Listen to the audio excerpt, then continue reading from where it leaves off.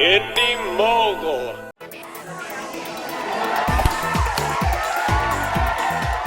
Thanks to the UK, this movie is already a winner. You're watching Beyond the Trailers review of Paul. Hi. I'm Paul. What have you done to him? He fainted. Yeah, but you made him faint. But it's not like I set my phaser to faint. You've got a phaser? Oh, God. I really need your help. This is a matter of life and death. Heads up. We just got reassigned. I want E.T. back in his fishbowl or dead ASAP. Hey! Reese's Pieces! Yes, thank you. Unfortunately, Simon Pegg and Nick Frost aren't quite as big stars here in the US. And, well, the United States is the mecca of stardom. Just ask Russell Brand, who spent his entire opening monologue on Saturday Night Live last month trying to persuade American audiences that he was, in fact, considered a star somewhere.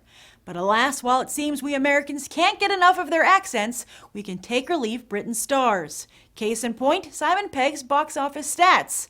As you can see, while Pegg's box office numbers are far more impressive across the pond, even those numbers wouldn't be that impressive here in the States.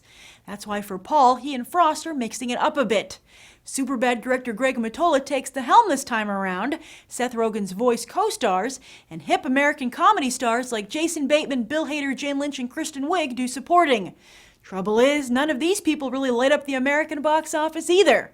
Even Seth Rogen is in a slump, and while Superbad was a hit, Mottola's follow-up Adventureland was not. As for the San Diego Comic-Con angle, while the famed convention might sell out in a mere 5 hours, the last big movie to come out of there was Scott Pilgrim vs. the World. And, well, we all know how that turned out. Although, with not a lot of competition at theaters and Universal opening it on the most screens this weekend, maybe, just maybe, Paul will be the breakout movie Pegg and Frost need to finally reach mainstream audiences here in the US. But of course, that depends on whether or not the movie is any good. Let's go find out. Were you familiar with Simon Pegg and Nick Frost before this movie? Yes, I have indeed. I was a big fan of Shaun of the Dead and Hot Fuzz as well. Oh my God, they're so awesome. Shaun the Dead. Well, it was my favorite movie until this one. Which characters were those? The two main characters. Yeah. You know them? Yeah? Yeah. From Shaun of the Dead and like Run Fat Boy Run. It was just Yeah. Oh yeah, Those were hilarious. Yeah. How does this compare to those movies? It's not as good as those two. Ah. It is fun, but it's not as smart as the other two movies. Okay. And I thought like the special effects and everything with them, everything I thought was pretty funny. It always keeps you laughing throughout the entire movie. Yeah. It's like you at least expect the dumbest thing that they do, and they always do it. Honestly, Right there, right probably up there, my yeah. favorite movie of all time at Plus, this I'm a point. big Star Wars No, nerd, no. so like they had all those like Star Wars stars. Well, They're how so did they do awesome. with like the Comic-Con portrayal and stuff like that? Was Good. it? Were I'm they from on the- San Diego, Yeah. so Oh, that was was cool. it on the Yeah. money? Yeah. So I are you agree. guys comic book fans or sci-fi fans? Yeah. Me personally, I'm both. Oh yeah. So did they get that culture right? To Yeah, you? they did.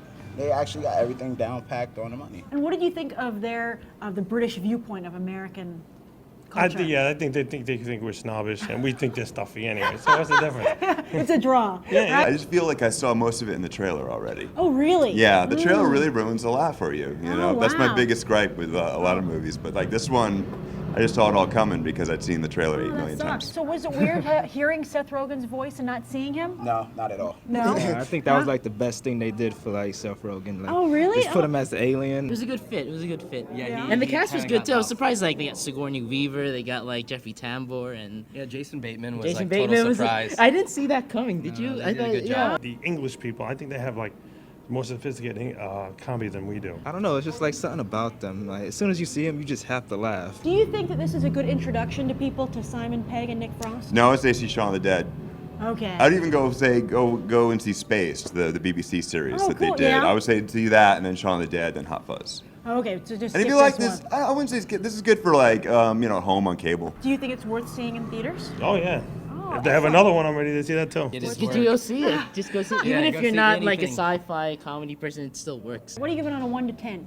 I'd give it, I'd say 5.5. I would say about 8.5. 10. 10? Yeah, I give it a 9 out of 10. 45.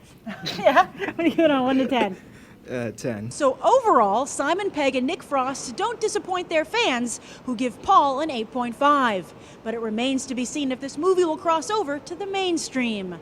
I'm Grace Randolph, reporting from Regal Ewok, and I hope you'll go beyond the trailer for these other top movies.